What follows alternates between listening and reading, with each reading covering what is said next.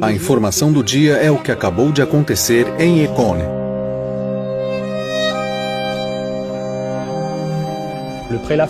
O prelado francês Dom Lefebvre desafiou a igreja. Eis aí o cisma. Dom Lefebvre. Dom Lefebvre excomungou a si mesmo.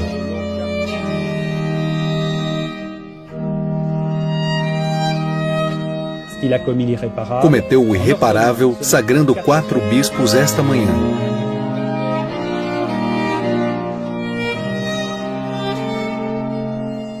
Em 1988, Dom Marcel Lefebvre sagra 4 bispos, sem o Acordo de Roma. Diante de 10.000 fiéis, ele desobedece publicamente ao Papa a fim de continuar a obra que fundou. A Fraternidade Sacerdotal São Pio X.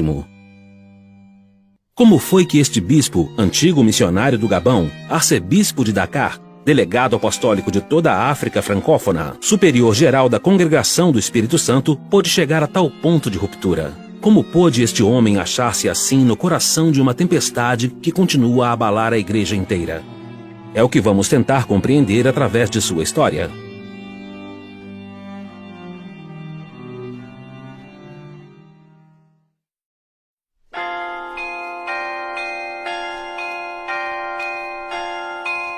Marcel Lefebvre nasceu em Tourcoing, perto de Lille, em 29 de novembro de 1905. Ao vir ao mundo, encontra uma França economicamente próspera, devido à riqueza das indústrias do norte e do leste, assim como ao desenvolvimento das grandes cidades. O fervor religioso é mantido apesar do anticlericalismo crescente.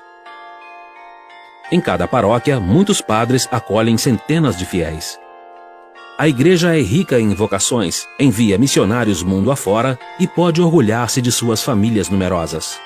É numa dessas famílias que nasce Marcel Lefebvre. Meus pais iam à missa todos os dias.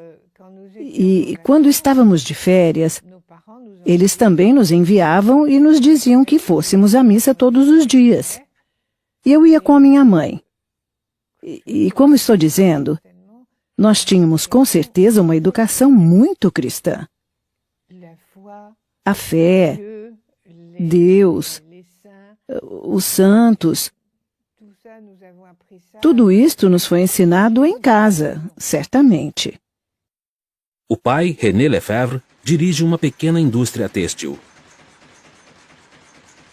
Quando a Grande Guerra Mundial estoura em 1914, ele dá assistência aos serviços de informação ingleses e belgas. Durante o Segundo Conflito Mundial, René Lefebvre ajuda novamente os serviços secretos.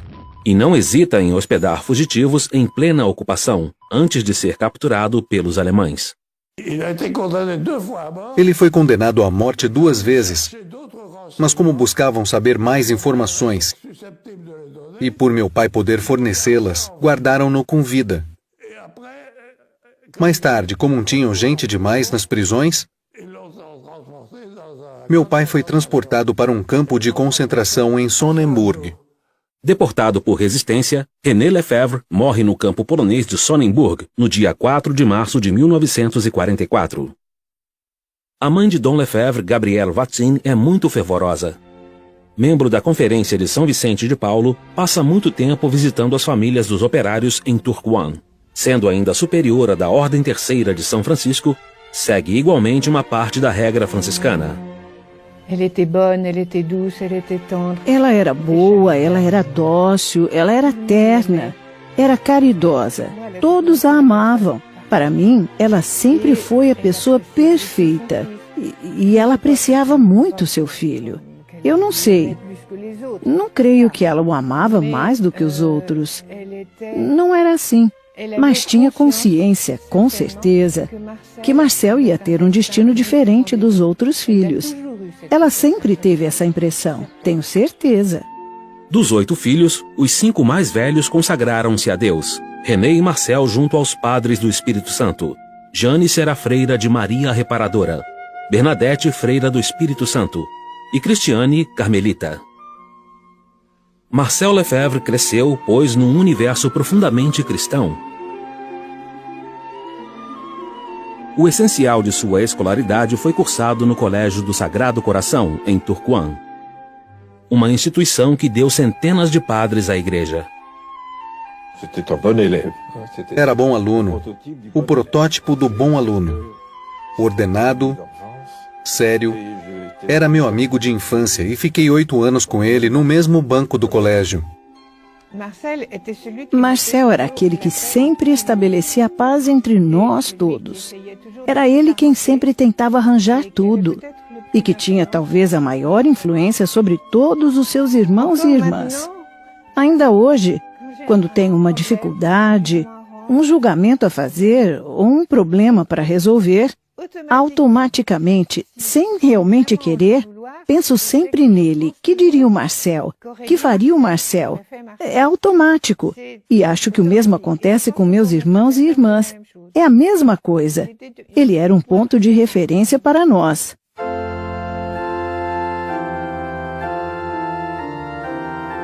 Quando vem o chamado de Deus, ele responde sem hesitar. O irmão mais velho já está em Roma há 1 ano, preparando-se para o sacerdócio.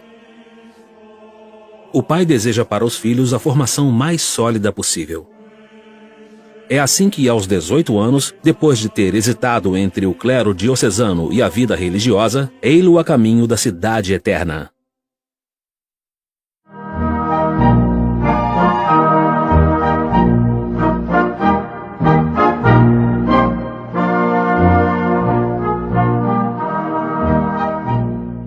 Instala-se em Santa Chiara, seminário francês dos Espiritanos, perto do Vaticano. O Seminário Francês de Roma é instituído em meados do século XIX e representa uma das 2 grandes fontes de bispos franceses,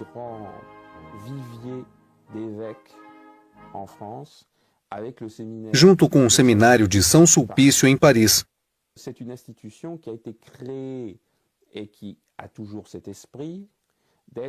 Desde sua criação até nossos dias, essa instituição guarda o caráter de ser como um templo do ultramontanismo, da fidelidade muito forte e acentuada da Igreja da França à Santa Sé.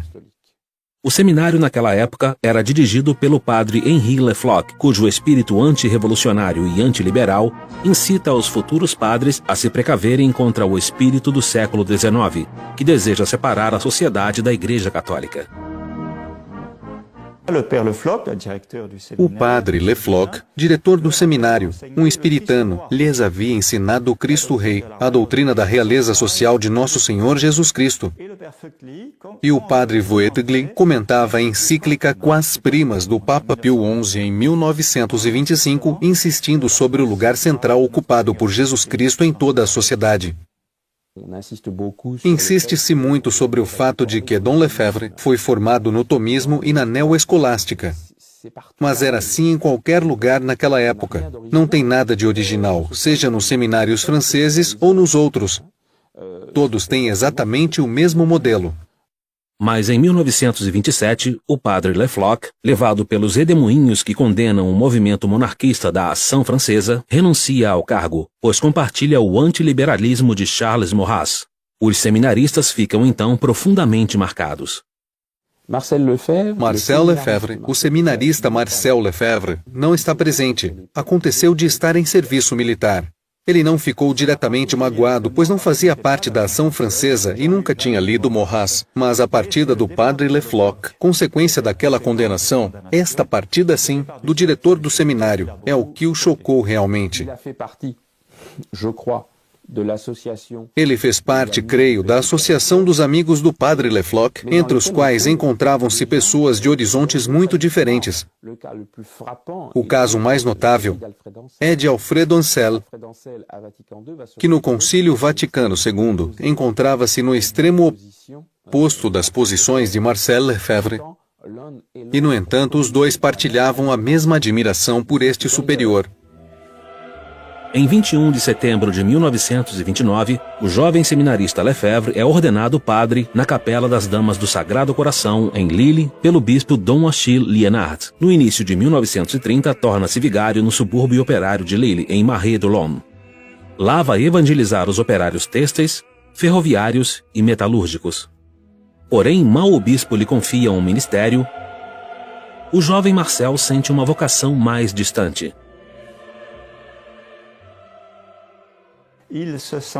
Ele se sentia um pouco desocupado na França, ao passo que seu irmão, já missionário no Gabão, escrevia-lhe cartas e cartas dizendo: Marcel, vem nos ajudar. Temos batismos, temos catecismo, temos conversões. Então Marcel Lefebvre pensou que ele seria muito mais útil e que teria ao mesmo tempo uma vida mais difícil, mais mortificada e mais meritória, tornando-se missionário na África.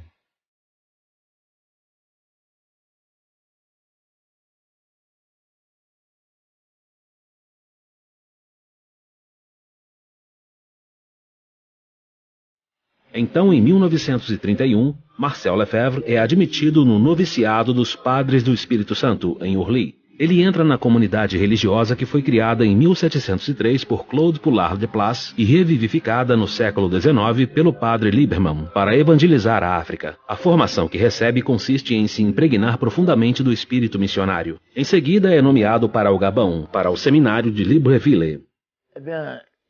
É claro que não faltavam motivos para que ele fosse nomeado professor do seminário, pois era ótimo em teologia, ótimo também em filosofia, ao mesmo tempo que tinha um dom de saber explicar. Na África, é preciso ser realmente professor, bom pedagogo, dar exemplos e falar lentamente. E isso era um de seus dons. Durante 6 anos, ele se empenha na formação de padres africanos. Esta preocupação responde ao desejo dos papas, de Leão XIII a Pio XI, de formar um clero autóctone depois de séculos de missão. O jovem professor dava as aulas de teologia e de Sagrada Escritura. Antes de tornar-se diretor do seminário em 1934, com apenas 28 anos.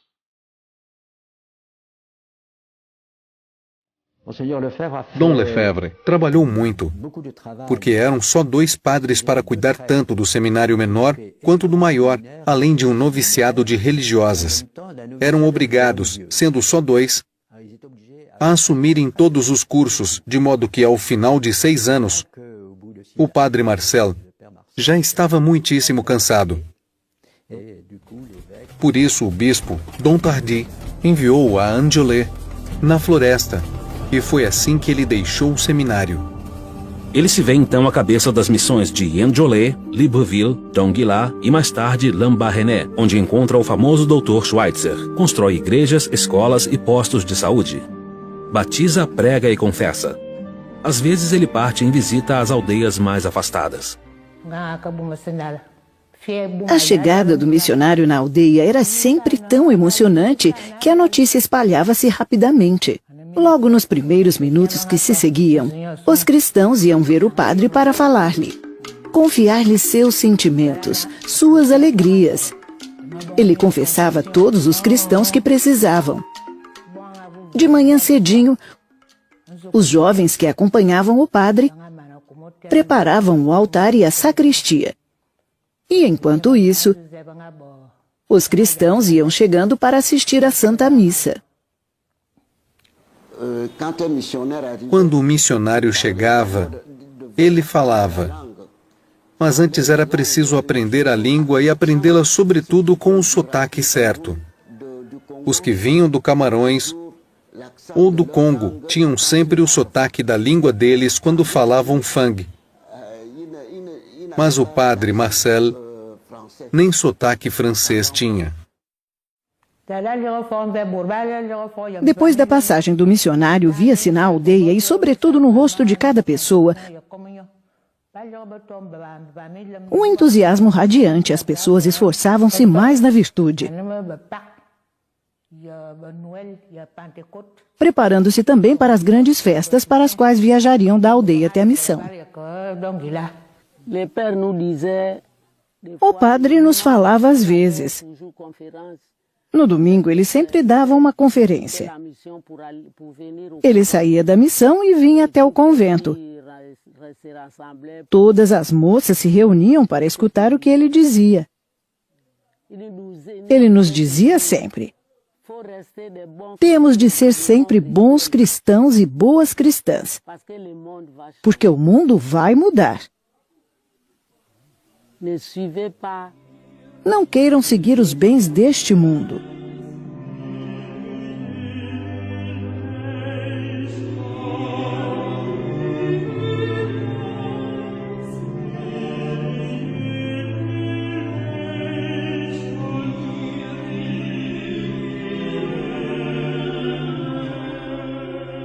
J'ai pu voir ces villages de païens devenir chrétiens et se transformer, non seulement, je dirais, spirituellement et surnaturellement, mais se transformer physiquement, socialement, économiquement, politiquement. Et alors le village se transformait peu à peu, sous l'influence de la grâce, sous l'influence de la grâce du saint sacrifice de la messe.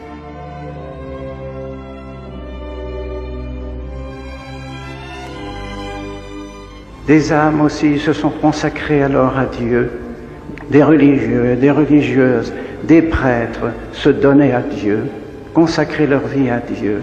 Voilà le fruit de la Sainte Messe.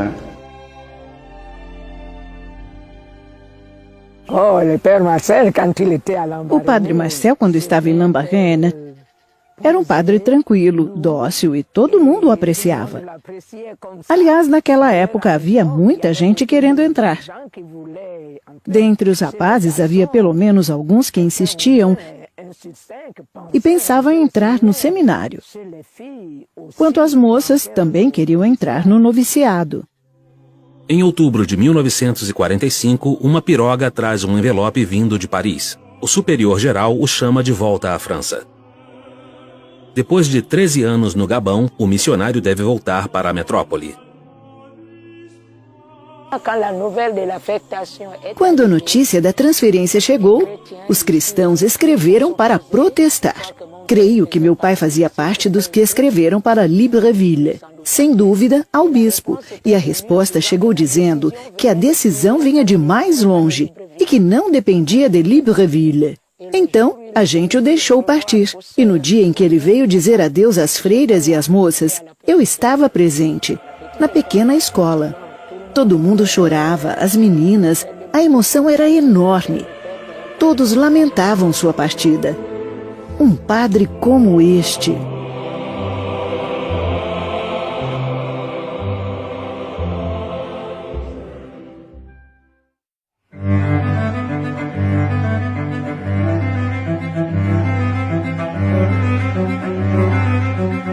No dia 1º de novembro de 1945, o padre Lefebvre é nomeado superior do escolasticado de Mortagne, um dos centros de formação de sua congregação.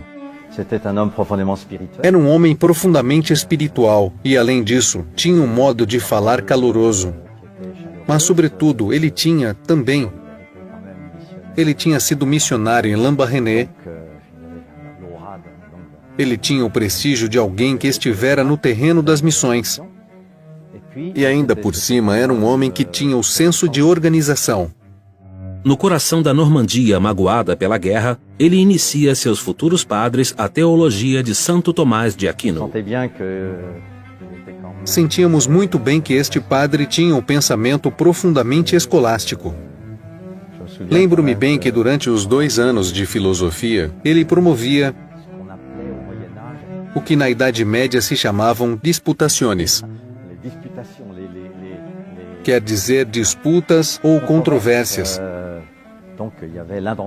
Havia então um dentre nós que defendia uma tese de filosofia ou de teologia, e outro que, ao contrário, atacava.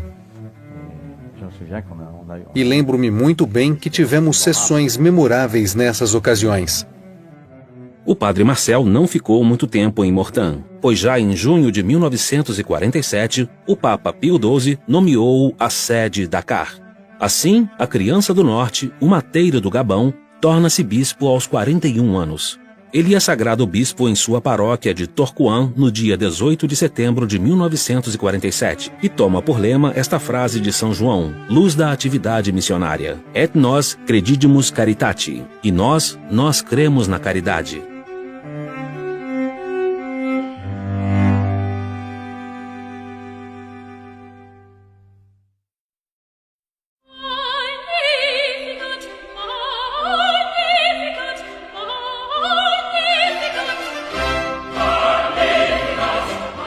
Naquela época, Dakar, de maioria muçulmana, era a capital da África Ocidental francesa, ou seja, de uma grande parte do Império Colonial francês. Até 1947, Dakar ainda era uma diocese de missão. Além disso, o último bispo, Dom Grimaud, não era lá muito ativo. Teve problemas por ser muito apegado ao poder de Vichy, tendo por isso que renunciar em 1947. E é nesse momento que Dom Lefebvre é nomeado. Dom Lefebvre, no plano pastoral, transformou essa diocese numa autêntica diocese metropolitana, multiplicando igrejas, missões e escolas. Fez um trabalho pastoral enorme durante os 15 anos em que lá esteve, de 47 a 62. Ele levantou a igreja do Senegal, que estava realmente moribunda. Ele deu um novo fôlego. Era preciso criar novas missões, multiplicar as paróquias. Quando Dom Lefebvre chegou, só havia uma paróquia em Dakar, só uma. Só havia a catedral como paróquia para toda a cidade de Dakar. Claro, havia algumas capelas. Tá bem, mas vejam o que ele fez. Ao ir embora, ele deixou não sei quantas paróquias em Dakar. Em 15 anos, o número de ordenações é duplicado. O jovem arcebispo, com base em sua experiência de Libreville e de Mortain, tem grande apreço pela formação dos padres. No leste de Dakar, compra um terreno e constrói o seminário de Sébikotane. Foi ele que desenvolveu praticamente todos os seminários do Senegal. Não tínhamos muitos formadores. Melhoramos graças a Dom Lefebvre, que chamou professores para levantar um pouco o nível de formação dos padres. Essa era a sua preocupação. Sempre que podia, ele vinha nos visitar,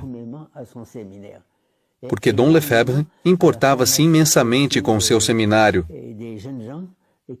assim como com a formação dos jovens que lá estavam. Mas ele ainda tinha a grande preocupação pastoral de aumentar as possibilidades de evangelização no território que lhe era confiado. E por isso se interessava muito pelas vocações africanas.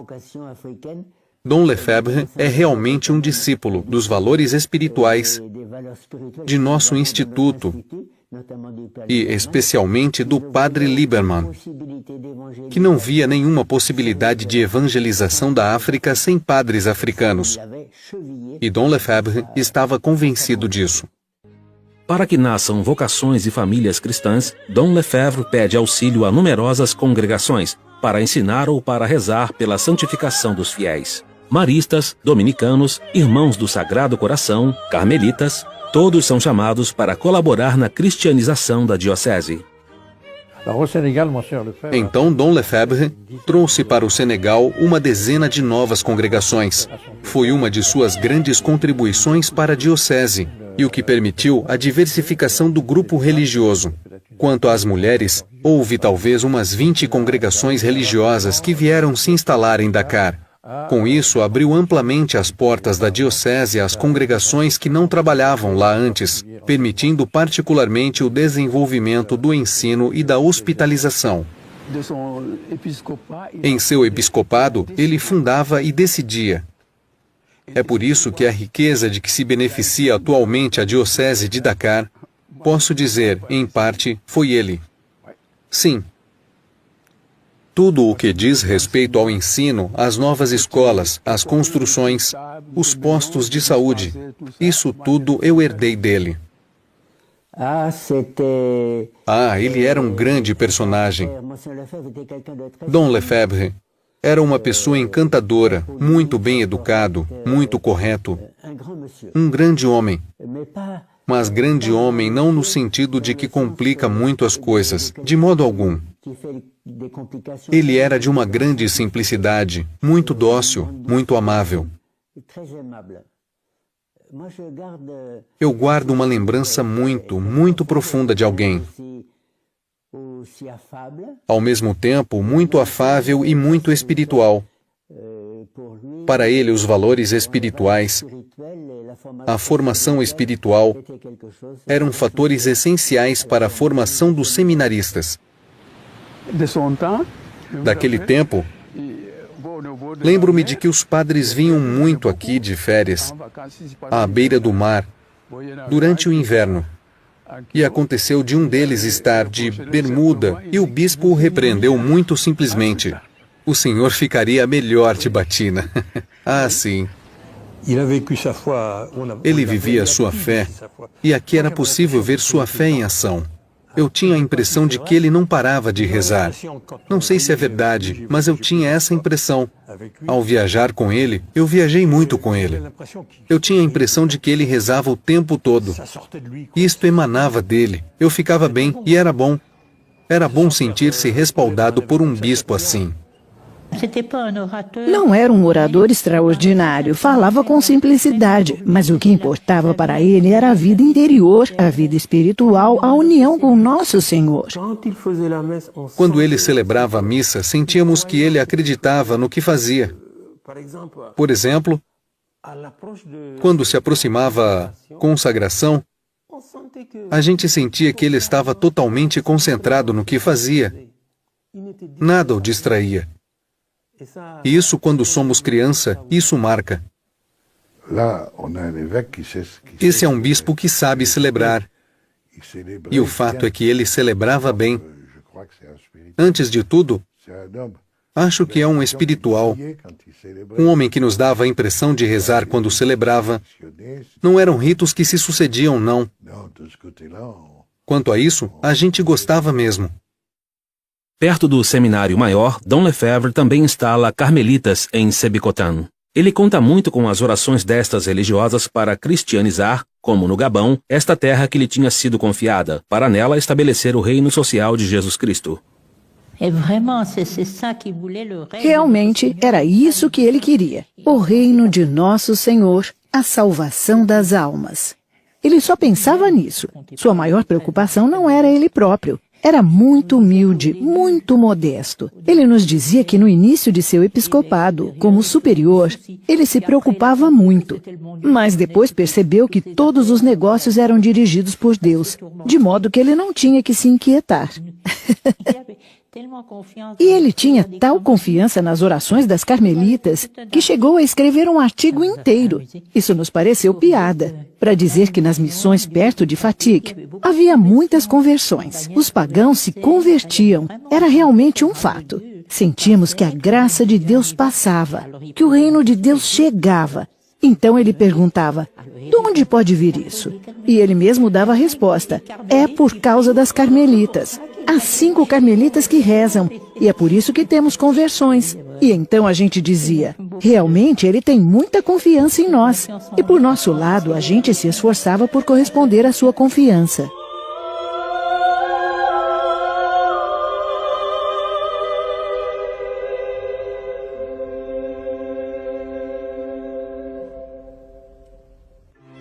Et nos credidimus caritati. Et nos credidimus caritati. Nous avons cru à la charité. Acreditamos na caridade. Je retrouvais Monseigneur Lefebvre dans Eu reconhecia Dom Lefebvre na sua divisa. Ele difundiu a caridade. à travers toutes ces Através de todas suas obras, eu via essa caridade que ele espalhava. Dom Lefebvre, depois de sua sagração après sa nomination, e depois da nomeação como delegado apostólico para toda a África Francesa e Madagascar, em todo o lado, à l'exemple du Christ, como Cristo, il a fait du bien. ele fez o bem em toda parte.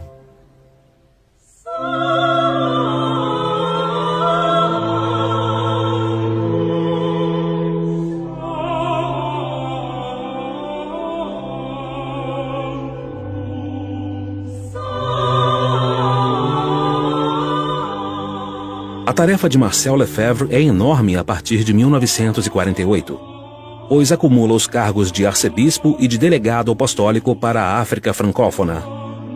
Torna-se então representante do Papa nos territórios que vão do Marrocos até Madagascar. É o principal homem da Igreja em todo o continente. Como delegado apostólico, ele era representante do Vaticano. Era o papel que mais tarde teriam os núncios, com a diferença de que sua nunciatura não era só um país, mas o conjunto de países francófonos da África Ocidental. E não só da África Ocidental, mas de toda a África, pois até mesmo Madagascar fazia parte de seu território. O presidente Houphouët-Boigny lhe dava um carro de alta categoria e um avião para ir onde quer que fosse, estando todo mundo oficialmente obrigado a recebê-lo e honrá-lo, como delegado apostólico. E aí que a gente vê que na África não se entende a questão da laicidade do Estado. Se é um prelado, deve ser honrado. Ele representa Deus. Ponto final. Isso era típico. De Abidjan a Djibouti, de Dakar a Madagascar, ele favorece a edificação de seminários, de escolas, de igrejas, de hospitais. Cria 40 novas dioceses e lhes fornece bispos autóctones. A cada ano ele vai a Roma apresentar seus trabalhos ao Papa. É nessa época que Pio XII redige a grande encíclica sobre as missões, Fidei Donum.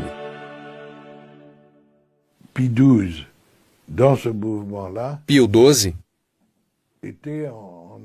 nesse assunto, concordava, ou melhor, Lefebvre estava de acordo com o Pio XII. Há quem diga, mas disso não tenho provas, que foi o pensamento de Lefebvre que se concretizou no documento do Papa, na encíclica. Mas, enfim, ao mesmo tempo, Pio XII, um conservador, tinha uma nova visão sobre o futuro da África. Agradava a Lefebvre. Agradava aos dois. Dom Lefebvre coloca as balizas da Igreja da África numa época em que o continente está em plena mutação. O movimento da descolonização atinge um a um todos os países. O arcebispo teme, sobretudo, que esse movimento se realize contra o cristianismo. Ele pensava que isto favoreceria o desenvolvimento do comunismo. Claro, ele se opunha muito ao comunismo e pensava que a descolonização era um movimento inspirado pelos comunistas. 1962. Ele tem 56 anos. É preciso partir. O novo Papa João XXIII quer definitivamente favorecer a instalação de bispos locais e Dom Lefebvre, que perde todas as suas prerrogativas, é convidado a voltar para a França. Mas seu país natal mudou radicalmente desde sua partida, há 30 anos. É que nos anos 50 recomeça a guerra entre integristas e progressistas. Mas já há debates para saber que atitude tomar no contexto da Guerra Fria, assunto do qual não se pode fugir. Deve-se buscar uma aliança com esse mundo ligado ao Partido Comunista em suas diferentes ramificações? Ou temos de nos colocar numa posição anticomunista, firme, resoluta e clara, como propõe o decreto do Santo Ofício de 1949? Ora, a Igreja da França oscilava. Uma parte da Igreja francesa sentia-se atraída pela ideia de que o futuro da humanidade se encontrava nas mãos da classe operária e que então era preciso, não digo aderir ao Partido Comunista, de modo algum, nem às suas organizações, mas manter contato com o movimento operário. Ora, em 1959, Dom Lefebvre colocou-se publicamente contra a ideologia comunista. E ele explica, de fato, que a linha de conduta da Igreja sempre foi a de se opor às consequências da Revolução Francesa, de se opor aos falsos princípios da Idade das Luzes, de se opor à heresia, à falsidade dos direitos humanos. Pode-se então dizer que em 59 todas as cartas já estão na mesa. O episcopado francês vê com maus olhos a chegada desse arcebispo missionário que toma tão facilmente uma posição, de maneira que lhe propõe a diocese de Toul, uma das mais pobrezinhas do centro da França. Na França, quando um general mal visto é descartado, ele é enviado a Limoges, E todos dizem então que o general é Limoges. Limoges. Sendo Tulle Tulle et Limoges, ça- perto de Limoges, et on dit- dizia-se, Dom Lefebvre foi Tullisé. Mas Dom Lefebvre fica pouco tempo em Tulle, pois já em 1962 é eleito superior geral pelo Capítulo Geral dos Espiritanos. A partir de então, passa a viajar o mundo inteiro desde seu escritório em Paris e depois em Roma. Ele está à frente de uma congregação de 5.000 membros instalados em 300 dioceses. Ele gozava de um prestígio bastante grande e de um apoio institucional, de modo que foi eleito de maneira principesca, com extrema rapidez, sem atrasos. O processo foi bem sucedido. É um candidato que aparece na lógica de sua posição nos anos 50 como um reformador pateliano muito prudente.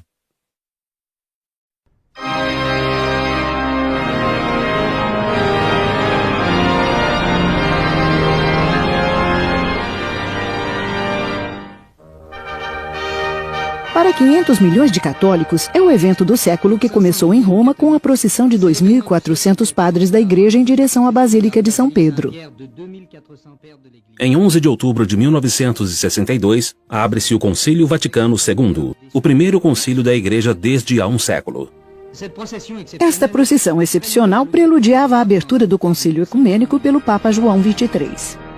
Como bispo e tendo participado ativamente da preparação, Dom Lefebvre faz parte dos padres conciliares.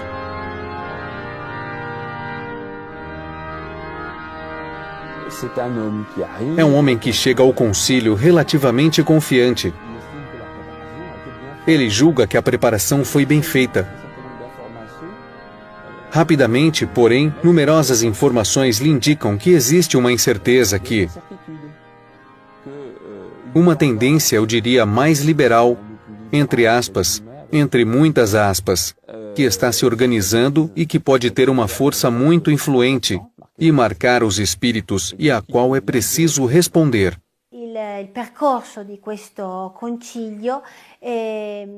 O desenrolar desse concílio foi, por assim dizer, confuso desde os primeiros dias, até mesmo em sua preparação.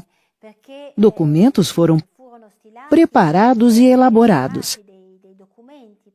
Eram exatamente os esquemas preparatórios do concílio. Mas esses esquemas foram desconsiderados e abandonados.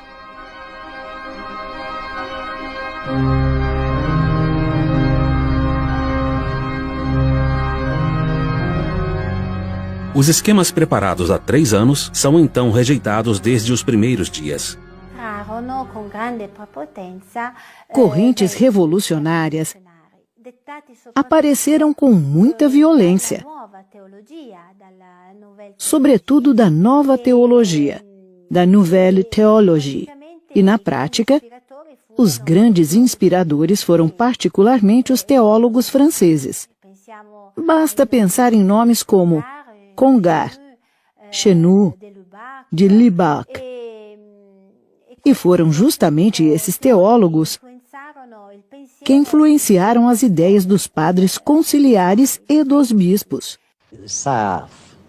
O mundo ficaria chocado demais se a igreja chegasse dando essa impressão de que eu sou a solução de todos os problemas, eu tenho a solução para todos os problemas. Não. Nós viemos somente para colaborar, para tratar de colaborar com o mundo, sem nos impor e trazendo talvez aqui e ali algumas luzes. No fundo, do que é que se tratava? O centro do concílio era uma tomada de consciência da igreja por ela mesma, no nosso século. Uma tomada de consciência que não resultaria, como nos concílios precedentes, em definições e condenações de erros. Pelo contrário, uma tomada de consciência realmente aberta, universal, onde a igreja tomaria consciência dela mesma perante o mundo. Quelquefois on se dit, mais Às vezes dizemos, ou podemos dizer, mas por que Dom Lefebvre insistiu tanto no fato de que o concílio era pastoral, de que se tratava de um concílio pastoral? Na verdade, não foi Dom Lefebvre que inventou isso.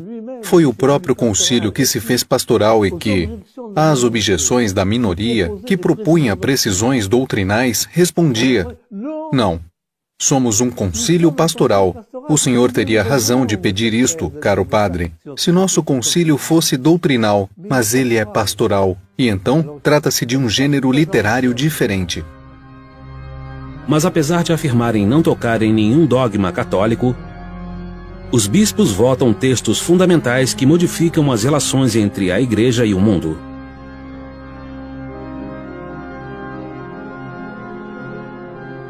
Lefebvre lui-même a très bien résumé. O próprio Lefebvre resumiu claramente, e essa forma de resumir me parece dizer muitas coisas. É a Revolução Francesa. Ora, a Revolução Francesa significa liberdade, igualdade, fraternidade.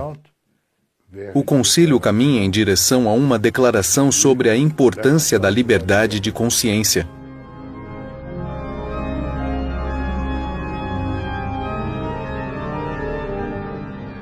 Condenada pelos papas do século XIX, a liberdade religiosa é reconhecida pelo Concílio Vaticano II.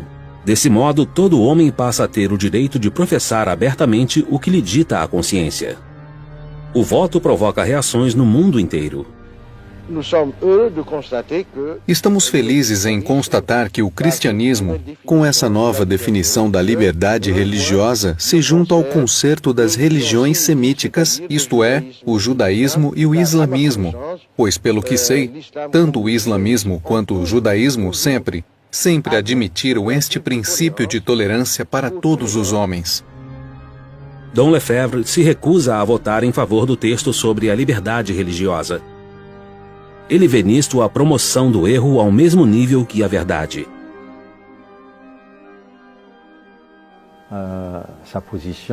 Se pudéssemos resumir sua posição num slogan, seria o seguinte: nós estamos na verdade. Só a verdade tem direitos. O erro não tem nenhum direito. Por isso, os que não estão na verdade não têm direito nenhum. É uma afirmação um tanto maciça, mas creio que era mais ou menos a sua posição. L'Église dit qu'on peut tolérer l'erreur, vous voyez, parce que pour l'Église catholique, les autres religions sont dans l'erreur, et donc si on peut tolérer l'erreur, mais jamais on peut avoir un droit naturel, c'est-à-dire un droit qui est donné par Dieu, en définitive, puisque la nature, l'Église considère que c'est Dieu qui nous a donné la nature, donc c'est lui qui aurait donné un droit aux hommes de pouvoir publiquement diffuser leurs erreurs dans la société. Ça, c'est une chose qui est absolument contraire à tout ce que l'Église a affirmé autrefois. Deuxièmement, em segundo lugar, a autoridade, o governo da Igreja, deve ser colegial. Um grupo em que todo mundo deve se expressar. Liberdade, igualdade. O debate sobre a colegialidade é sem dúvida o que mais desencadeia as paixões. Toca no próprio poder do Papa e no dos bispos. Nesta rixa, Dom Lefebvre encontra-se ao lado do secretário do Santo Ofício, o cardeal Ottaviani, e contra o bispo de Lille, o cardeal Liénard, que o havia ordenado e sagrado bispo.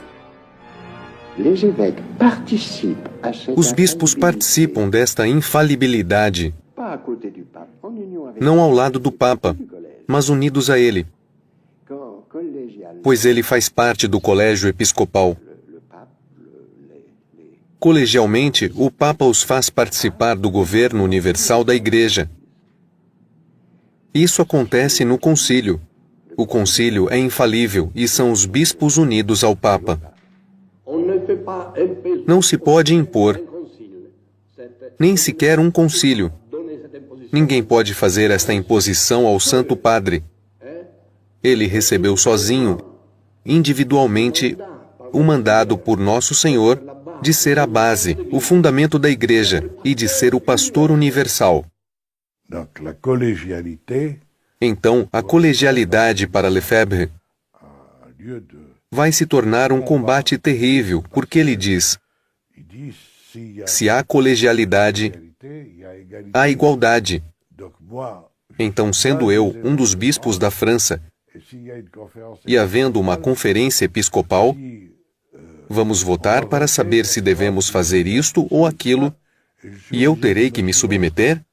Isso é outra vez a Revolução Francesa. Trata-se de uma reforma que atinge todas as dioceses diretamente interessadas no governo da Igreja. Consequentemente, assistimos agora a um abalo sísmico que sacode toda a cristandade e que terá consequências que todo mundo irá perceber.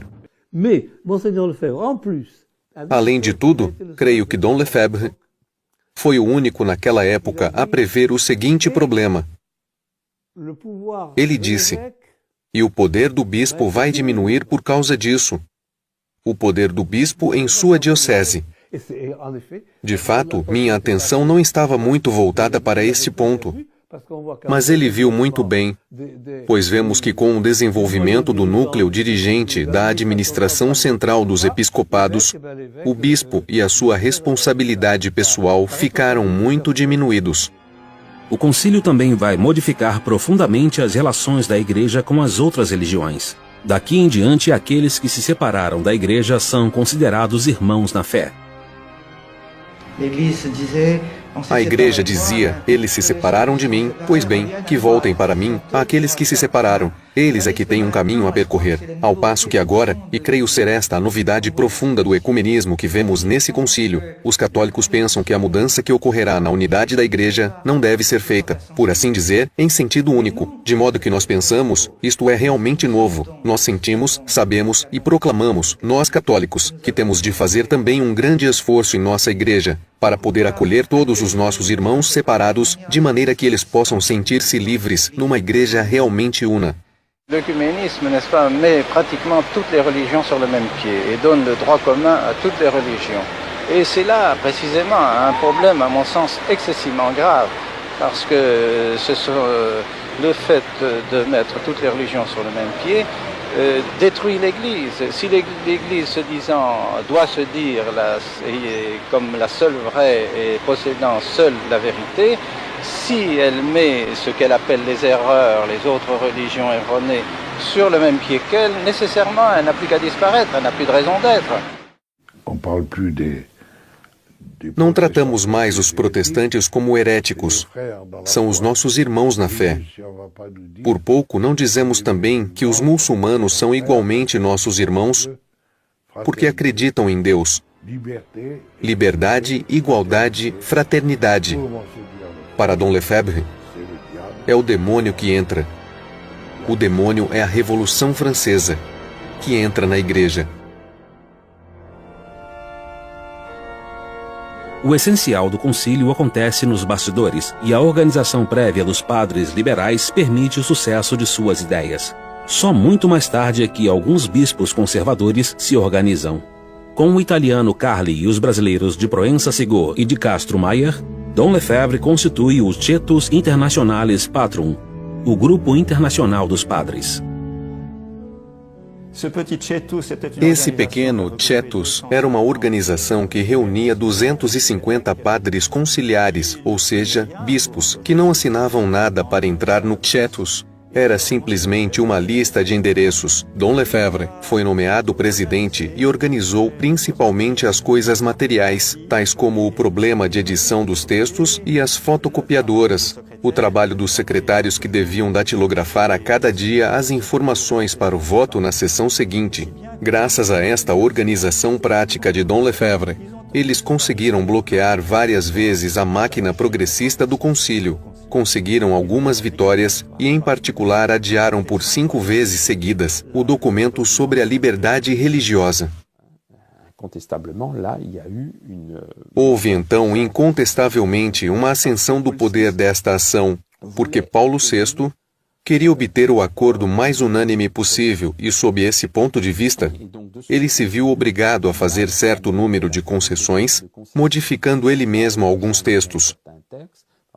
Por exemplo, no texto sobre o ecumenismo, existem certas fórmulas que foram modificadas pelo próprio Papa, baseado nas emendas propostas pelo Tietus.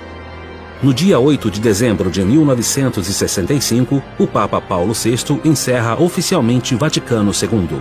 Vira-se uma página na história da Igreja. O lado conservador inquieta-se e já pensa em minimizar a aplicação do concílio. Como superior geral, Dom Lefebvre tem a obrigação de aplicá-lo em sua congregação. Penso que, de início, ele achava que a aplicação do concílio seria dirigida por Roma e que o essencial das questões perigosas seria controlado. Acontece que entre 66 e 68, ainda como superior geral dos espartanos, ele pôde ver as derrapagens que já aconteciam, sobretudo na província espiritana da Holanda. A província já estava completamente fora de controle, totalmente, em particular os jovens, os escolásticos e outros, que esperavam o casamento dos padres e zombavam das constituições. Na preparação do capítulo, tudo era considerado ultrapassado, ridículo. Já estávamos do outro lado do espelho, e isso era antes de maio de 68. Nesse mesmo ano, Dom Lefebvre, que tinha sido eleito superior geral por 12 anos, renuncia ao cargo. Ele bate de frente com a crise do sacerdócio. Essa crise começou no decorrer da década de 60, sobretudo a partir de maio de 68.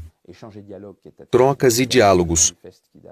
O manifesto que data do final de 68 e que preconiza o casamento dos padres, seu engajamento na política, assim como nos sindicatos e no trabalho, gerando uma dessacerdotalização e uma dessacralização completa da função sacerdotal.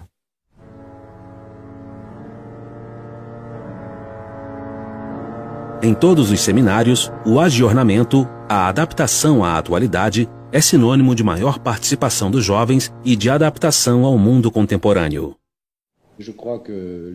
Creio que as estruturas que se definiram neste início de ano durante nossos conselhos gerais levam justamente em conta esta participação, e fomos realmente nós, seminaristas, com a equipe de animação, que estabelecemos juntos essas estruturas em função dos desejos e das necessidades de cada um.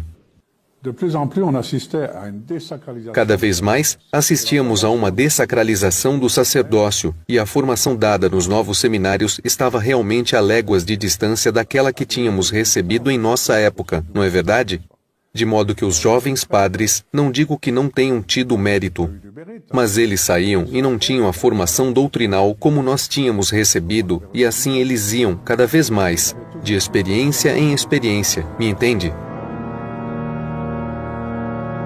Até mesmo em Roma, as instituições de formação eram animadas por esse movimento inovador.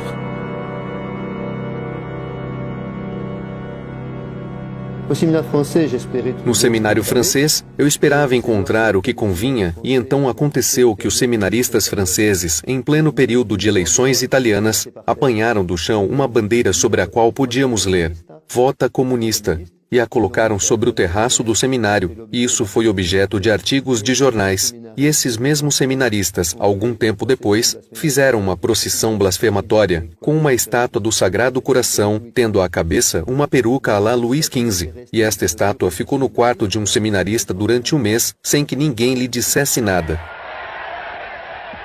Foi nessa mesma época que o cardeal Marty, então arcebispo de Paris, fez um elogio ao movimento estudantil de contestação de maio de 68.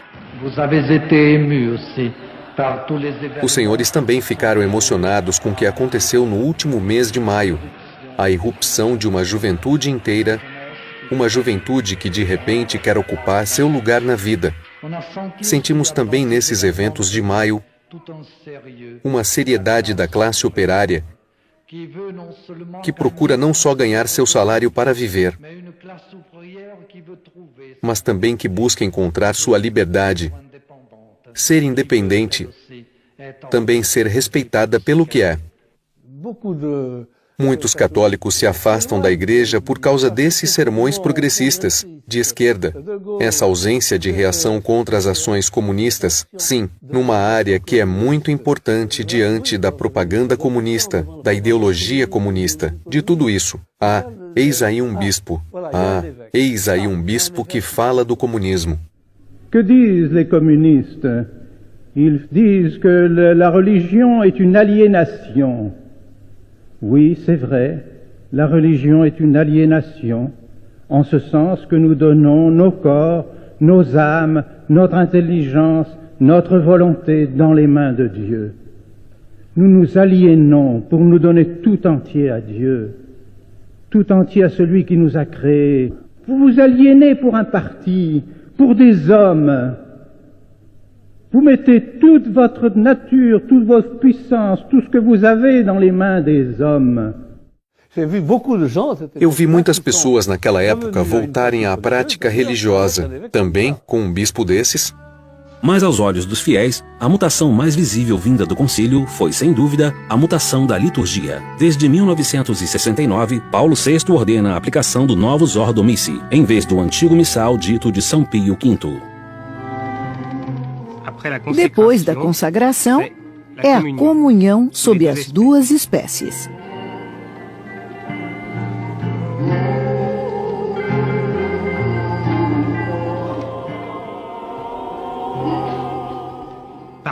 Entre outros, trata-se de um dos numerosos esforços feitos atualmente para se renovar as formas da missa católica. Tudo isso faz parte de um conjunto que ninguém teria previsto 10 anos atrás. Há 10 anos, ninguém pensava na presença de nossos irmãos separados na Basílica de São Pedro. Há 10 anos, ninguém imaginava uma missa dialogada como essa que ouvimos hoje, de manhã. Isso são reformas na vida da igreja, na liturgia da igreja, na constituição da igreja, que não teriam sido supostas no passado. Apesar das proibições, Dom Lefebvre decide se opor à missa nova e continuar celebrando a antiga. Ele tinha plena consciência de que essa missa tinha sido feita num acordo com os protestantes para eliminar tudo o que lhes desagradava, e assim, deixando de lembrar as verdades fundamentais da fé, corríamos o risco de perdê-la.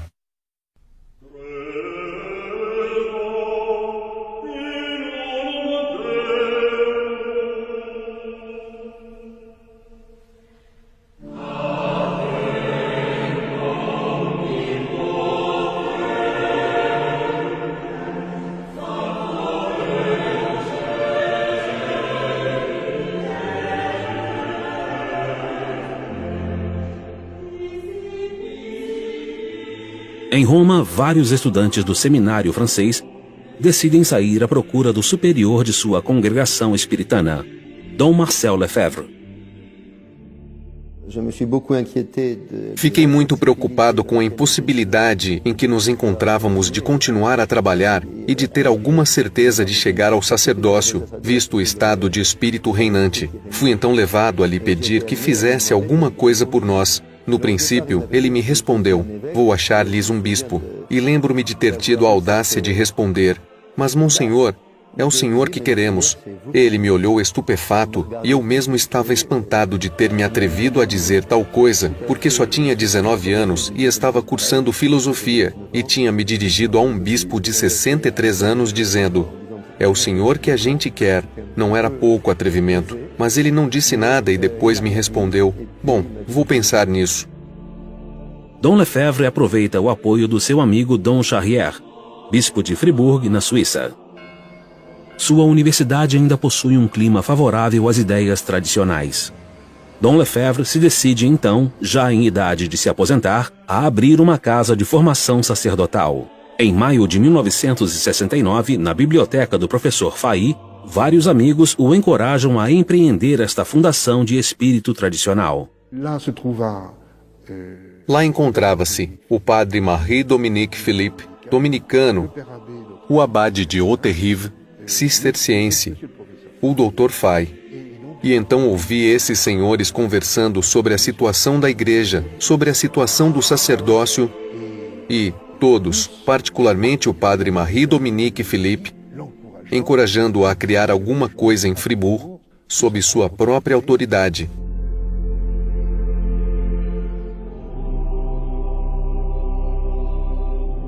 É assim então que alguns meses mais tarde, o arcebispo abre um primeiro ano de formação sacerdotal.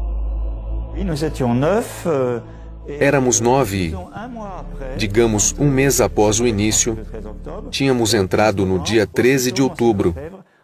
Lá pelos 15 de novembro, Dom Lefebvre já tinha começado a nos falar sobre o futuro, sobre uma eventual fraternidade sacerdotal. Desde então, já parecia, ao menos para nós, que ele já tinha um plano preparado. Mas pouco a pouco, e docilmente, ele conseguiu nos explicar que não poderíamos nos dispersar nas dioceses depois da ordenação, mas que deveríamos ficar juntos numa sociedade sacerdotal.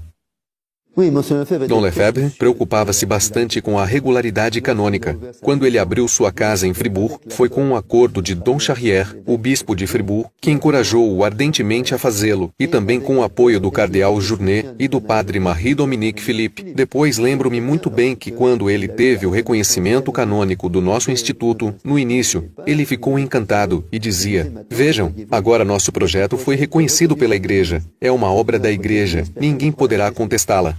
Mas pouco a pouco, o ensino que recebem esses jovens na Universidade de Fribourg adapta-se às reformas. Dom Lefebvre procura então providenciar uma formação separada. Uns amigos da região do Valais propõem-lhe a antiga casa dos cônegos do Grande São Bernardo, comprada em Écône, no Valais. A partir do início das aulas de 1970, o nome de Écône, na paróquia de Ride, vai se tornar célebre. Meu bispo, Dom Adam, a quem fui consultar, é claro, disse-me: "Ah, sim, é preciso, senhor padre. É preciso que o senhor tenha relações com eles. É preciso convidá-los. E se eles convidam o senhor, vá ter com eles." Foi o que fiz, e de tal maneira que por 2 vezes levei Dom Adam pessoalmente a Écône para encontrar Dom Lefebvre, e a cada vez ele dizia: "Ah, é mesmo a providência. É uma obra de Deus. Estou contente." Apesar da imposição do novo rito da missa, Dom Lefebvre decide formar seus seminaristas com o antigo missal.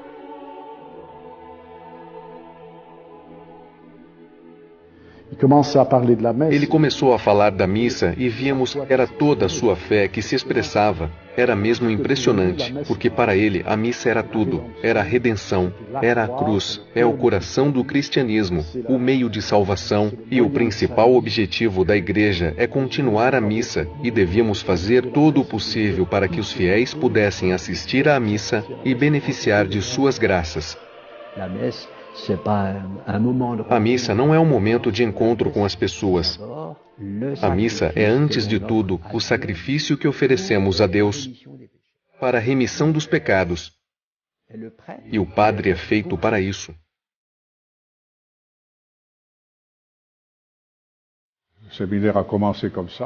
O seminário começou assim. E depois, a cada ano, outros seminaristas vinham, de tal maneira que a casa tornou-se pequena demais. Foi preciso projetar construções. Quando foi necessário empreender a ampliação do primeiro edifício de Écône, eu estava nessa reunião. De noite, estava lá um arquiteto, o senhor Pedroni, que supervisava as obras, o diretor do seminário, o ecônomo geral, não me lembro quem era na época, enfim. E ele dizia: "Não posso continuar, já não tenho meios." Ele continuou dizendo: "Não faremos nada, não faremos nada." Então dissemos: "Monsenhor, temos que acrescentar uma ala, é preciso ampliar." Não tenho dinheiro, não farei nada, não tenho nem a metade do dinheiro, não faço." Era a sua regra estrita. Se não tivesse a metade do orçamento, não faço, é sinal da providência. E de repente o telefone toca. "Monsenhor, alguém quer lhe falar." Eram 9 da noite, no telefone. Alguém de Paris. Ele volta e nos diz: "Senhores, podemos começar as obras." O telefonema que ele acabava de receber vinha de uma pessoa que lhe fizera uma doação, que lhe permitia começar as obras. Em alguns meses, Dom Lefebvre consegue formar dezenas de sacerdotes num espírito tradicional. De Roma chegam-lhe cartas de encorajamento da parte de cardeais. A fraternidade São Pio X é completamente aprovada. Evidentemente, o episcopado francês percebeu imediatamente o perigo representado por esse seminário que formava padres unicamente para a missa tridentina e que recusariam a nova missa.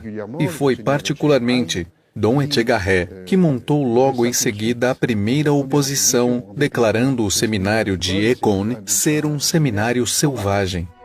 Por volta de outubro de 1972, os bispos da França tomam algumas medidas em Lourdes. Pouco a pouco, as portas se fecham para os padres de Écône. Durante alguns encontros romanos, Dom Lefebvre é censurado por não rezar a nova missa. Em novembro de 1974, 2 enviados de Roma são diligentemente remetidos pela Secretaria de Estado para inspecionar Écône. Écône a reçu une visite apostolique. Écône recebeu uma visita apostólica. Uma visita apostólica quer dizer enviados do Papa que vêm averiguar como andam as coisas e interrogar as pessoas. É um procedimento canônico normal.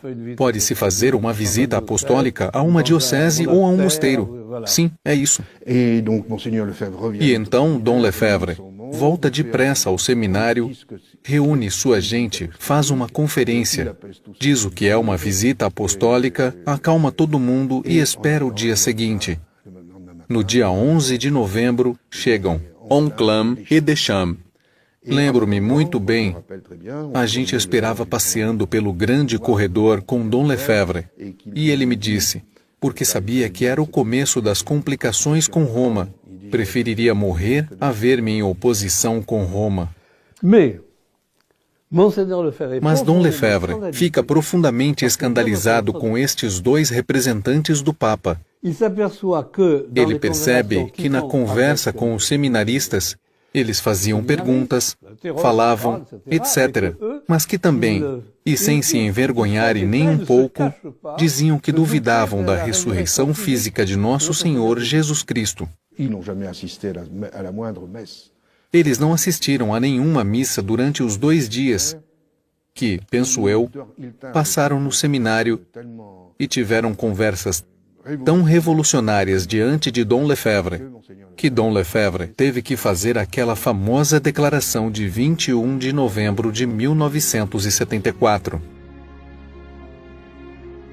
Nous adhérons de tout notre cœur, de toute notre âme, à la Rome catholique, gardienne de la foi catholique, et des traditions nécessaires au maintien de cette foi, à la Rome éternelle, maîtresse de sagesse et de vérité. Nous refusons par contre, et nous avons toujours refusé, de suivre la Rome de tendance néo-moderniste, néo-protestante, qui s'est manifestée clairement dans le Concile Vatican II, et après le Concile dans toutes les réformes qui en sont issues. Aucune autorité, même la plus élevée dans la hiérarchie, ne peut nous contraindre à abandonner ou à diminuer notre foi catholique.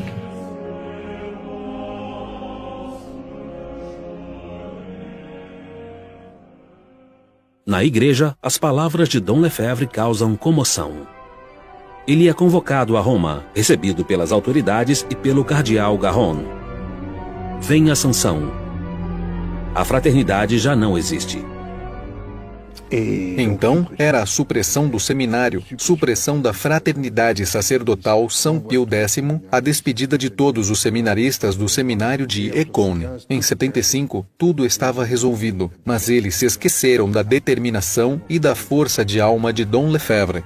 O bispo se vê confrontado a uma escolha grave. Ele decide, no entanto, atender ao pedido de todos os seminaristas e, apesar da proibição, continua a obra de Écône. Em suas conferências, ele se dirige a Roma para explicar sua escolha. Mais que faire devant les orientations qui sont données et qui nous viennent du Vatican, qui nous viennent de Rome et qui nous semblent contredire explicitement les affirmations qu'ont faites d'une manière officielle et publique vos prédécesseurs. Nous sommes donc devant un dilemme crucifiant où nous vous suivons totalement, complètement, et nous suivons tout ce que Rome nous demande de faire depuis le Concile, et nous nous éloignons de vos prédécesseurs, ou nous suivons vos prédécesseurs et nous avons l'impression de nous éloigner de vous. Ele disse várias vezes, foi porque os seminaristas vieram ter comigo e me pediram para receber uma formação. Foi por causa dos pais de família que me disseram, não abandone os nossos filhos, eles querem ser padres e têm direito a uma boa formação. E depois, se ele consentiu em enviar padres um pouco por todo o canto, foi porque havia fiéis que pediam a Santa Missa de sempre, que pediam para receber os sacramentos. Sempre foi esta, penso eu, a linha de conduta de Dom Lefebvre. Respondemos às necessidades dos fiéis. E ele se preocupava tanto mais com a regularidade canônica, quanto mais se dava conta de que justamente precisava se opor a certas diretivas de Roma. Queria por todos os meios, como ele mesmo dizia, que era necessário rezar pelo Papa no cânon da missa, pelo bispo da diocese, sempre recusando as teses sedivacantistas, de modo que era o seu cuidado primordial. E é por isso que ele ia a Roma cada vez que lhe pediam explicações, porque dava muita importância a essa união com Roma. Sempre que as coisas podiam ser feitas segundo as normas, tínhamos que respeitá-las. O estarmos em crise não quer dizer que tudo é permitido. E mais, como ele mesmo dizia, os superiores existem para o bem e não podem nos impedir, ou não podem impedir que os fiéis tenham a Santa Missa, que recebam os sacramentos, de modo que não se pode utilizar o direito canônico contra o bem dos fiéis. É por isso que ele considerava que há momentos em que somos dispensados. É o que chamamos de estado de necessidade da Igreja. Referimos-nos ao princípio superior, e sabemos que o princípio superior das leis da Igreja é a salus animarum, a salvação das almas, e nada nos pode impedir de salvar as almas.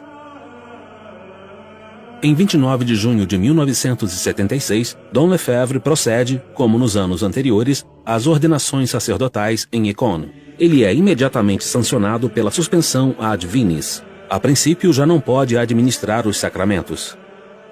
On m'a mis dans les mains un missel nouveau en me disant voilà la messe que vous devez célébrer et que vous célébrerez désormais dans toutes vos maisons.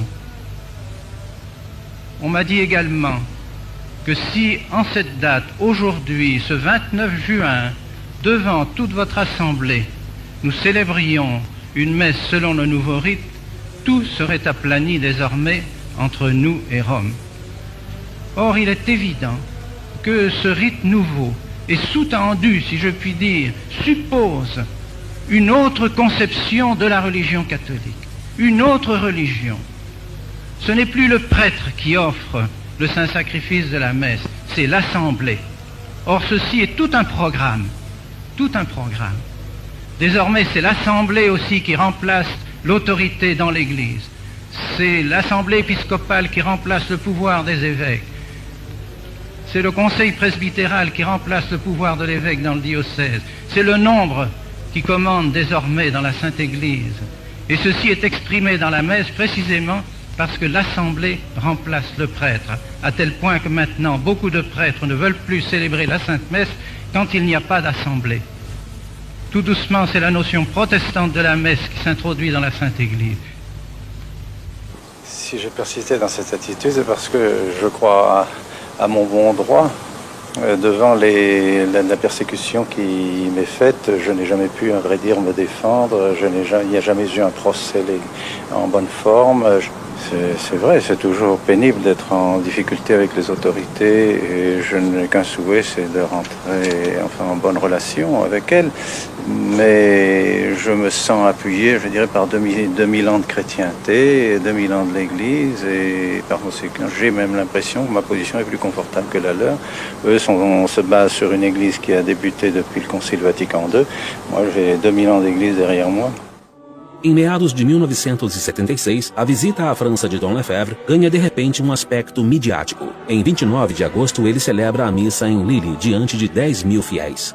Em Lille, tinham previsto uma sala para 500 pessoas, mas ao final foi preciso alugar o Palácio das Exposições para reunir as 10.000 pessoas. E isso tudo foi feito em um mês. Toda hora telefonavam a Dom Lefebvre. Monsenhor, devemos mudar de sala. A de 500 pessoas não tem lugar suficiente. Vamos pegar a de 2.000. Não é suficiente. Mudamos para uma de 5.000. Ainda é muito pequeno. Vamos alugar o Palácio das Exposições. S'opposer aux autorités les plus grandes dans l'Église Être suspens à divinis pour un évêque, c'est une chose grave, une chose très pénible. Comment peut-on supporter une chose comme celle-là, sinon pour des raisons excessivement graves? Et oui, les raisons de notre attitude et de votre attitude sont des raisons graves. C'est la défense de notre foi. Je fais une œuvre tout à fait semblable à celle que j'ai accomplie pendant 30 années, et voici que tout à coup, je suis suspens à divinis, peut-être bientôt excommunié, séparé de l'Église, renégat, que sais-je? Est-ce possible? Est-ce donc que ce que j'ai fait pendant 30 ans était susceptible aussi d'une suspense à divinis? Je pense au contraire que si à ce moment-là, j'avais formé mes séminaristes comme on les forme maintenant dans les nouveaux séminaires, j'aurais été excommunié. Si j'avais à ce moment-là enseigné le catéchisme qu'on enseigne dans les écoles à ce moment-là, on m'aurait dit hérétique. Et si j'avais dit la Sainte Messe, comme on l'a dit maintenant, on m'aurait dit suspect d'hérésie. On m'aurait dit aussi hors de l'Église. Alors je ne comprends plus. Quelque chose précisément a changé dans l'Église. Quando eu estava na Califórnia, ele me visitou 3 vezes e em Michigan, Houston, Phoenix, foi sempre a mesma coisa. Não estou fazendo nada além de transmitir o que recebi como seminarista, como sacerdote e como bispo. É o simples tradidi quod et accepi. Transmiti o que recebi. Je veux qu'à l'heure de ma mort, lorsque notre Seigneur me demandera « Qu'as-tu fait de ton épiscopat? Qu'as-tu fait de ta grâce épiscopale et sacerdotale ?» je ne puis pas entendre de la bouche du Seigneur « Tu as contribué à détruire l'Église avec les autres. » No mês de setembro, conseguindo enfim uma audiência com Paulo VI, Dom Lefebvre pede ao Papa que o deixe fazer a experiência da tradição. Muitos intelectuais se mobilizam em sua defesa. Dom Lefebvre é um homem que admiro. Fez muito bem à sua volta. Ele fez o seguinte: primeiro, lembrou a muitos franceses que eles tinham uma religião. Ele os forçou a se questionarem sobre essa religião, sobre a fé deles. No que é que eu creio? Sou realmente católico romano ou o quê? Será que... aonde estamos indo? Dom Lefebvre é muito apegado à missa dita de São Pio V, que não é de São Pio V. É uma missa muito antiga, porque ele pensa que é a missa que todos os fiéis, todos católicos, celebraram ou assistiram. É a missa de Pascal, é a missa de São Cura d'Arce, do Padre Foucault. Ele não entende que todas sejam permitidas. Muitas outras missas, muitos outros ritos, menos um rito, o rito da Santa Missa de sempre, de tantos séculos, de modo que eu penso muito naturalmente, eu diria respeitosamente ao Papa. Se você fosse Paulo VI... Sim, é isso. Eu poderia permitir a missa de São Pio V em algumas circunstâncias. Isso resolveria imediatamente uma situação muito grave, porque eu penso que o que está em jogo nesta crise é muito grave. Paulo VI disse: vou ver, vou refletir, vou rezar, vou consultar. Mas posteriormente parece que ele mudou de ideia e declarou a Jean Guiton, várias semanas depois: em hipótese alguma podemos conceder a liberdade do missal tradicional. Seria desvalorizar toda a obra do concílio. Entre os conselheiros de Paulo VI estava o cardeal francês Gabriel Garron, que fez parte da comissão que recebeu Dom Lefebvre e que provocou sua condenação. Quer saber de uma coisa? Quando Dom Lefebvre tomou sua decisão, eu fiquei evidentemente transtornado. Olhando agora para trás, eu digo: se tivesse que recomeçar em consciência, não faria algo diferente do que fiz. Quando ouvi dizerem que eu era um dos que faziam pressão ao Papa sobre esse assunto, fiquei simplesmente estupefato. Recebi uma missão, cumpri meu dever, remeti meu trabalho, como dizia Morriat. Feito isso, não me sinto nem um pouco ligado à sequência das coisas. Nós, seminaristas, só queríamos uma coisa: continuar. Um ou outro professor, a gente sabia. Era preciso primeiro obedecer, e depois conversar, e em seguida talvez fosse possível continuar mais tarde. Dom Lefebvre conhecia o tipo de gente com quem já tinha falado, com quem já tinha tido contatos em Roma. Ele conhecia esses romanos, ele conhecia a Roma modernista, mas ele preferia a Roma eterna, e já tinha escolhido a Roma eterna, de modo que, para ele, a decisão era continuar. Ele viajou várias vezes para a África, para os Estados Unidos, para a América do Sul, para diferentes países da Europa. Fez conferências em muitos lugares do mundo. Tentou fazer contato com os grupos que combatiam pela mesma causa, pela fé, pelo antigo catecismo, pela Santa Missa, e que também pediam padres.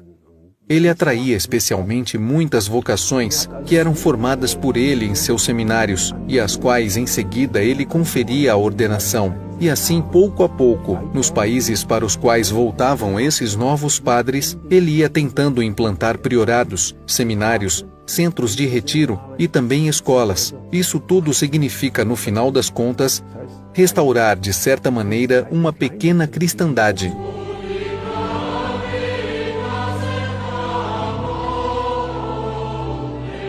Dom Lefebvre é diariamente solicitado. Desde 1971, ele é contactado por moças que querem consagrar-se a Deus. Ele cria então as Irmãs da Fraternidade São Pio X para facilitar o trabalho dos padres. É sua própria irmã, Madre Marie Gabrielle, que aceita encarregar-se desta fundação.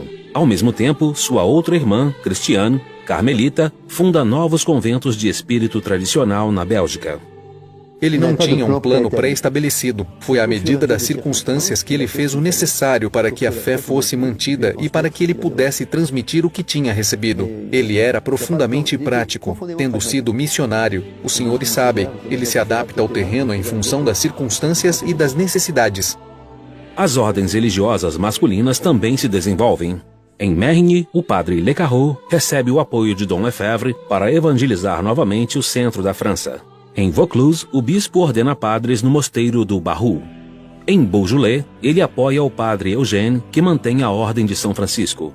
Em Avrillé, em Anjou, o prelado confere as ordens a jovens dominicanos. Na África, ele tinha percebido que a vida religiosa estava frequentemente à origem da conversão dos pagãos. A maneira de viver das religiosas e dos sacerdotes era muitas vezes um grande fator para a eclosão das conversões. Essas numerosas comunidades tiveram suas próprias fundações pelo mundo inteiro, dos Estados Unidos até a Nova Zelândia. Bem, ele visitou-me em San José, na Califórnia, 3 vezes. A última foi em 1984. Era bem recebido. É claro que quando os padres ou bispos locais descobriam que ele estava vindo, logo punham avisos dizendo que não o fôssemos ver. Mas ele era bem recebido em todos os lugares em que o vi, com centenas ou mesmo 1.000 a 2.000 pessoas. E hoje haveria muito mais, pois temos muito mais fiéis. Com o tempo, Dom Lefebvre será também solicitado para criar escolas de rapazes.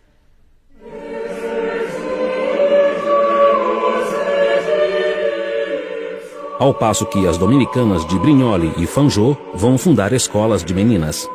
A progressão da obra de Dom Lefebvre continua. Quando faleceu, a fraternidade estava estabelecida em 22 países, contando com 239 padres e 5 seminários. Conto uma anedota. Uma vez, no carro, eu lhe disse: "Mas, monsenhor, há uma coisa que não entendo. Todos os grandes fundadores de ordens tiveram um comércio com o céu. O senhor não vai me dizer que também não tem lá seus truques?" Ele me deu um murro no banco de trás do carro e me disse: "Quer parar de dizer bobagens?" Ele não disse que não tinha, mas porque simplesmente não havia outro jeito.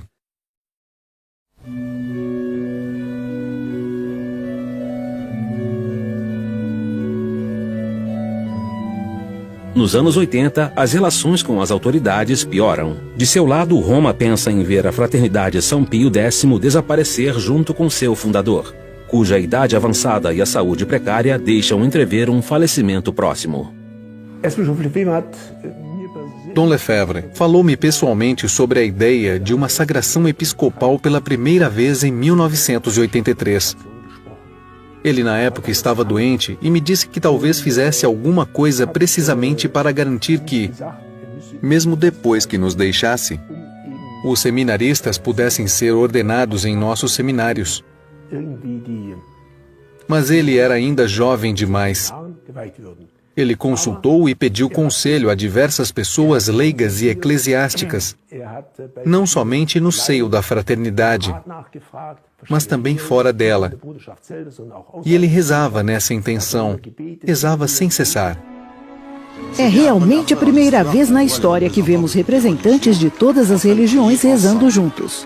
Em 1986, João Paulo II convida todos os representantes das religiões para rezar à sua volta. Tive a ocasião de ir a Econe. Falei com Dom Lefebvre e lhe disse: olhe os projetos dos quais se falam em Roma, que o Papa quer reunir todas as religiões e ir a Assis para que todos rezem juntos. E eu me lembro muito bem. Monsenhor pôs as mãos no rosto dizendo: é o fim das missões. E realmente com um grande pesar, como se alguma coisa lhe tivesse magoado profundamente, porque ele tinha uma alma, eu diria, profundamente missionária. Isso, para Dom Lefebvre, era impensável. Poder colocar assim o erro e a verdade em pé de igualdade, como se disséssemos hoje que os mesmos direitos poderiam ser dados tanto à saúde como à doença. Se a doença tem tanto direito quanto a saúde, tudo está perdido. É declarar o fim dos médicos e da medicina. Acaba tudo. Espetáculo surpreendente. Assis em oração pela paz. Vimos chefes religiosos muçulmanos pregar nas igrejas, na frente dos cristãos, sentados ao lado dos fiéis do Islã. Assis, em 86, foi para ele um drama. Ver o pontífice, vigário de Cristo, sucessor de São Pedro, rebaixado ao nível de qualquer outra religião.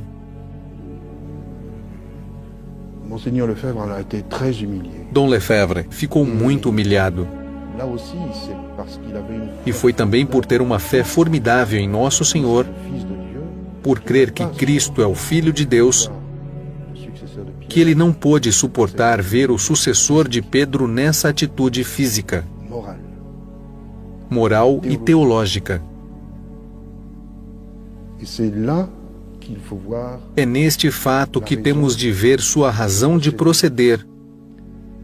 2 anos mais tarde, a sagração episcopal. Estou persuadido disso. No entanto, de visita a Roma, durante o ano de 1987, Dom Lefebvre encontra várias vezes o cardeal Ratzinger, superior da Congregação para a Doutrina da Fé, exímio teólogo alemão nomeado para resolver as dificuldades com Econe. Dom Lefebvre era um homem de princípios e ao mesmo tempo sabia muito bem que o único interlocutor que existia era a Cúria Romana e que, portanto, era preciso guardar relações cordiais com os homens da Cúria, porque a solução da crise da Igreja virá de Roma e ele estava certo disso. Era então imprescindível guardar contatos com Roma.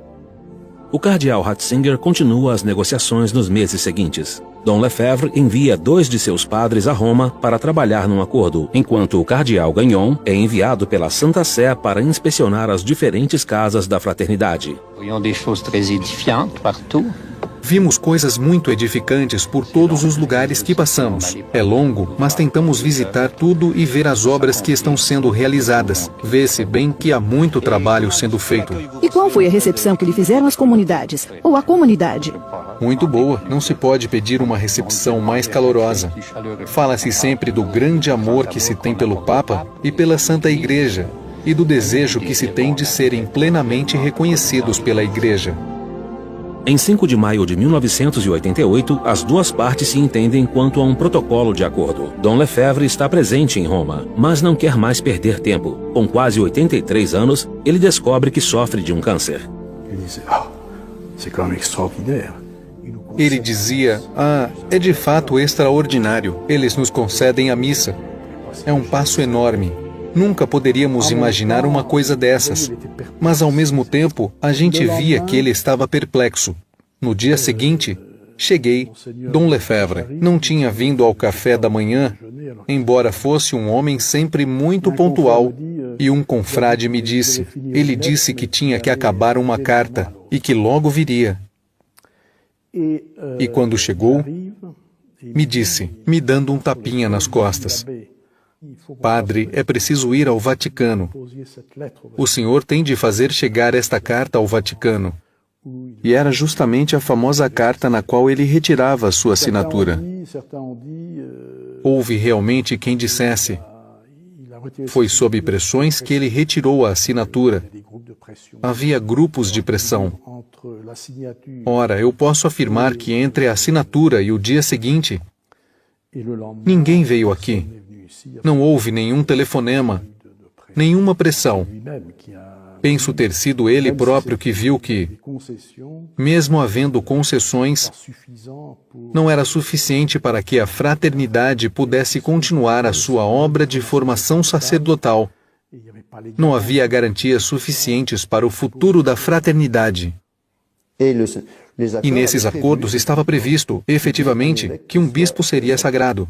Mas quando Dom Lefebvre pediu que a sagração fosse feita no dia 30 de junho, Roma respondeu: olha, não tivemos ainda tempo para estudar completamente os dossiês. Dê-nos mais tempo para estudarmos o que o Senhor nos mandou. Aí Dom Lefebvre respondeu: fixamos isto então para 15 de agosto? Ah não, é cedo demais. Então no começo de setembro? Ah não, ainda é muito cedo. Bom, então vejamos que tal no Natal? E ainda era cedo demais. Então ele lhes disse: mas digam-me uma coisa, os senhores estão esperando que eu morra? Os senhores concedem o bispo e depois não querem dá-lo? Se é assim, se os senhores não o fazem, farei eu mesmo no dia 29 de junho. E não será somente um bispo, mas 4.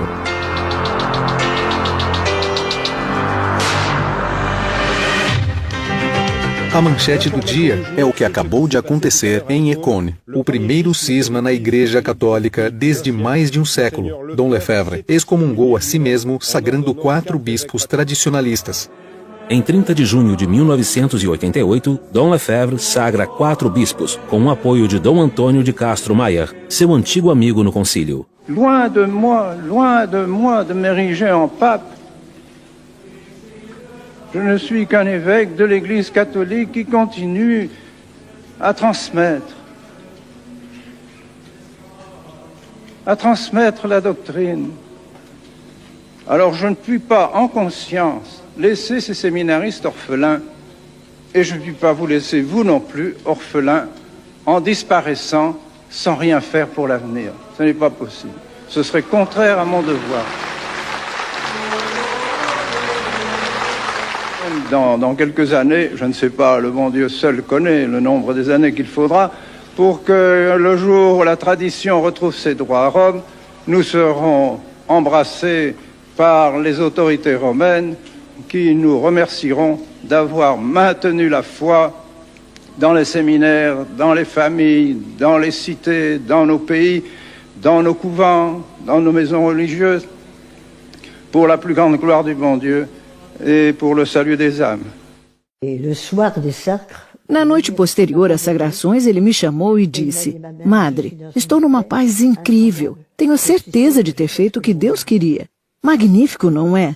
E ele dizia: ainda hoje de manhã eu estava numa tortura me perguntando se realmente eu estava fazendo uma obra da igreja ou uma obra pessoal. E estou certo de que Deus é quem pediu. E a paz que me habita é para mim uma certeza. A comoção é muito viva na igreja. Dentre os 212 padres da Fraternidade São Pio X, 15 demonstram oposição. 2 dias depois, Roma publica um decreto de excomunhão e admoesta os fiéis a não seguirem o prelado de Écône.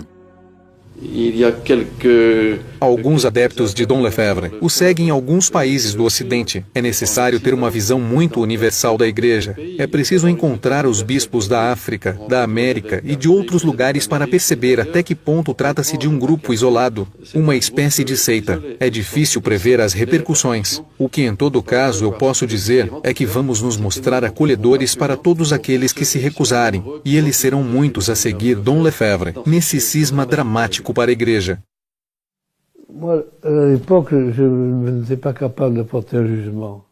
Eu, naquela época, não era capaz de julgar. Agora, é difícil para mim achar que ele tenha cometido um erro.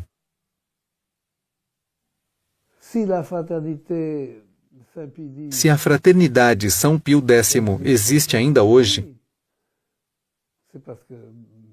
é porque Dom Lefebvre deu-lhe 4 bispos.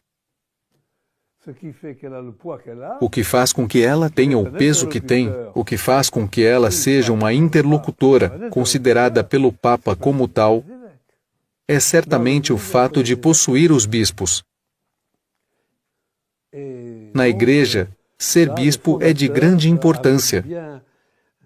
De modo que nisso o fundador fez bem, pois no fim das contas ele fez uma fundação durável e garantiu as condições para que a obra dure. Ao final de 88, tive a ocasião de encontrá-lo no mês de dezembro, e ele me disse que esperava que muito mais padres e seminaristas o abandonariam, e por outro lado, que ele se sentia muito reconfortado em ver a maneira com que os jovens bispos eram acolhidos pelos fiéis. Dom Lefebvre foi substituído pelos novos bispos para conferir as ordenações e as confirmações. 2 anos e meio mais tarde, em março de 1991, ele tem de interromper uma das suas viagens pastorais. Sua saúde já não o acompanha e ele tem de ser internado no hospital de Martigny, na Suíça. Quando ele veio em fevereiro a Fanjeaux, sua última visita, ele tinha me pedido para vir. Creio que fizemos um teatrinho da Anunciação com as crianças. Ele cantou com as crianças a cantiga dos passarinhos. E no final eu lhe disse: Monsenhor, esperamos revê-lo em breve. E ele me disse: Madre, eu cumpri o meu dever. Meu trabalho acabou. As senhoras têm os bispos. Vejam com eles agora. Foi a sua última visita e ele morreu um mês depois. Em 25 de março, às 3 da manhã, ele faleceu. A última vez que eu o vi, fiquei muito emocionado, porque ele era impressionante. Tinha aqueles tubos todos, sabe como é? E ele me disse: Ah, padre, dê-me uma bênção. Eu lhe disse: Monsenhor, é o senhor que deve dar-me a sua bênção. Não, dê-me a sua bênção. Dei-lhe a minha bênção e depois pedi a dele. Foi a última vez. A gente despediu-se assim, sem saber que ia ser para sempre. Mas enfim, nós nos despedimos assim.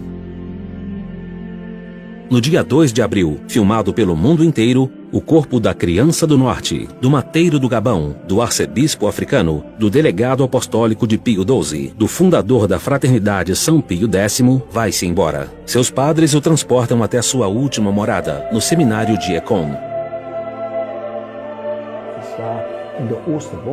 Foi durante a Semana Pascual, na terça-feira de Páscoa.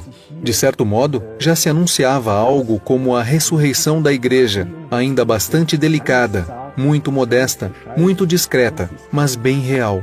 E eu acho que isso deu muita coragem às pessoas, e penso que elas se diziam: mesmo depois da morte de Dom Lefebvre, a obra vai continuar a se desenvolver, dar sequência ao seu trabalho de renovação do sacerdócio católico e de recristianização de uma sociedade completamente descristianizada. E é bem isso o que o arcebispo sempre quis.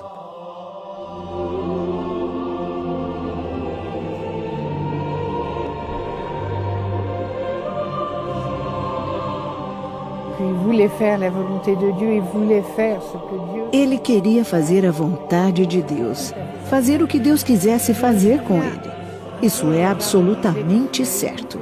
Lembro-me um dia ter lhe perguntado, assim que começaram as complicações com Roma: escuta, e depois da sua morte, o que vai acontecer? Vai haver alguém para substituí-lo? O que vai acontecer com a fraternidade? E ele me disse: nada de especial, é muito simples. Se a fraternidade vem de Deus, ela continuará. Se ela não é de Deus, ela vai morrer. Nada mais. Vai ser o que Deus quiser. A mim, isso não me preocupa de maneira nenhuma. E de fato eu estou persuadida de que é isso que ele queria realmente. Que a fraternidade fizesse o que Deus queria dela. E que ele também fizesse a mesma coisa.